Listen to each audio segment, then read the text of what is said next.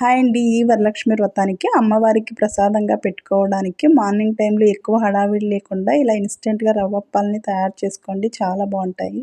ముందుగా స్టవ్ వెలిగించి ప్యాన్ పెట్టుకొని అందులోకి 3/4 కప్పు దాకా తురిమిన బెల్లం వేసుకోవాలి. ఇక్కడ ఏ కప్పుతో అయితే రవ్వని తీసుకుంటామో అదే కప్పుతో 2 కప్పుల దాకా వాటర్ వేసుకోవాలి. ఇక్కడ పాకం రావాల్సిన అవసరం లేదు, జస్ట్ బెల్లం అంతా కరిగించుకుంటే చాలు. స్టవ్ని మీడియం ఫ్లేమ్లో ఉంచుకొని ఈ బెల్లం అంతా బాగా కరిగించుకోవాలి.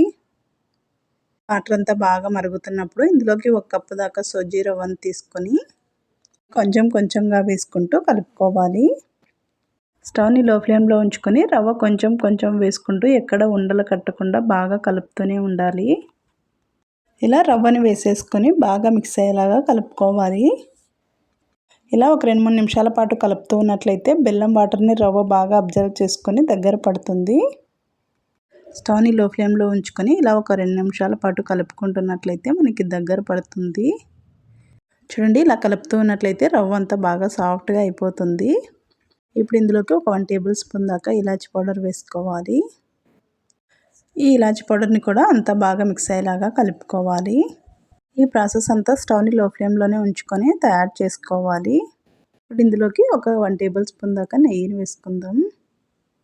ఇలా నెయ్యిని వేసుకోవడం వల్ల మనకి మిశ్రమం అనేది ప్యాన్ కతుక్కోకుండా ఉంటుంది. చూడండి, రవ్వ అంతా బాగా దగ్గర పడిపోయి సాఫ్ట్గా అయ్యింది.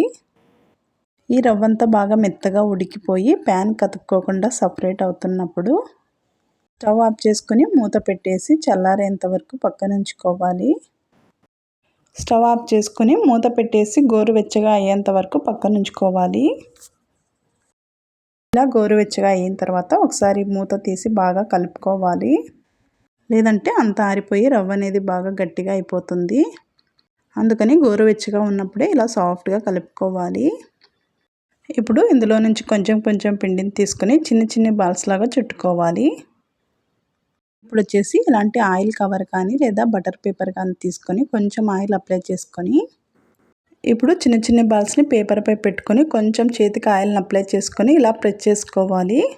ఇలా స్లోగా ప్రెస్ చేస్తున్నట్లయితే మనకి రవ్వ పగులు రాకుండా పర్ఫెక్ట్గా వస్తుంది.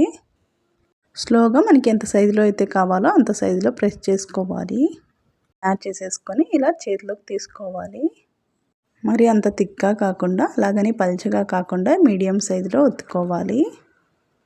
ఇలాగే మిగిలిన వాటిని కూడా తయారు చేసుకోవాలి. ఇలా తయారు చేసుకున్నట్లయితే 1 బై 1 ఆయిల్లో వేసుకోవడానికి చాలా ఈజీగా ఉంటుంది. ఇప్పుడు డీప్ ఫ్రైకి సరిపడా ఆయిల్ పెట్టేసుకొని ఆయిల్ కొంచెం హీట్ అయిన తర్వాత అందులో కొంచెం పిండిని వేసి చూద్దాం. చూడండి, ఆయిల్ బాగా హీట్ అయితే మనకి ఈ కలర్లో వచ్చేస్తాయి. ఇప్పుడు ఆయిల్ని బాగా హీట్ చేసుకొని స్టవ్ని మీడియం ఫ్లేమ్లో ఉంచుకొని ఇందులోకి ఒక్కొక్కటిగా వేసుకోవాలి. కడాయిలో ఎన్నైతే పడతాయో అన్ని వేసుకొని 1 సెకండ్ తర్వాత మరొక సైడ్ టర్న్ చేసుకోవాలి. ఇలా ఒక సైడ్ బాగా కాగిన తర్వాత మరొక సైడ్ టర్న్ చేసుకుంటూ 2 వైపులా మంచి కలర్ వచ్చేంత వరకు ఫ్రై చేసుకోవాలి. ఇలా మంచి గోల్డెన్ బ్రౌన్ కలర్ వచ్చిన తర్వాత తీసేసుకోవాలి. ఇలా గరిటెతో తీసేసుకొని ఇందులో ఎక్స్ట్రా ఆయిల్ ఏమైనా ఉన్నట్లయితే ఇలా హోల్స్ ఉన్న గరిటెతో ప్రెస్ చేసుకున్నట్లయితే అందులో ఎక్స్ట్రా ఆయిల్ అంతా వచ్చేస్తుంది. ఇలా ఆయిల్ అంతా ప్రెస్ చేసుకొని తీసేసుకోవాలి. తీసుకున్న వెంటనే ఆయిల్లోకి వేసుకోకుండా కొంచెం ఆయిల్ని హీట్ చేసుకొని తర్వాత ఇందులోకి ఒక్కొక్కటిగా వేసుకోవాలి. అలాగే మిగిలిన వాటిని కూడా ఇదే విధంగా వేసుకొని ఆయిల్లో డీప్ ఫ్రై చేసుకొని తీసుకోవాలి. స్టవ్ని హై ఫ్లేమ్లో ఉంచుకున్నట్లయితే తొందరగా కలర్ వచ్చేస్తాయి, సరిగ్గా వేగవు. అందుకని స్టవ్ని మీడియం ఫ్లేమ్లో ఉంచుకొని 2 వైపులా కాల్చుకొని తీసుకోవాలి. ఇలా తయారు చేసుకున్నట్లయితే మనకి ఎంతో టేస్టీగా ఉండే రవ్వప్పాలు రెడీ అయిపోతాయి. ఈ రవ్వప్పాలని వరలక్ష్మి వ్రతం రోజున అమ్మవారికి ప్రసాదంగా పెట్టుకోవడానికి అప్పటికప్పుడు చాలా ఈజీగా తయారు చేసుకోవచ్చు. అలాగే ఎప్పుడైనా స్వీట్ తినాలనిపించినా అప్పటికప్పుడు ఇన్స్టెంట్గా తయారు చేసుకోవచ్చు. చూడండి, ఈ రవ్వప్పాలు లోపల సాఫ్ట్గా బయట క్రిస్పీగా చాలా బాగా వచ్చాయి. ఈ రవ్వప్పాలని నోట్లో వేసుకోగానే వెన్నెలా కరిగిపోతాయండి. టేస్ట్ అయితే చాలా బాగుంటాయి. ఈ వీడియో మీకు నచ్చినట్లయితే లైక్ చేయండి, అలాగే షేర్ చేయండి, సబ్స్క్రైబ్ చేసుకోండి. Thank you.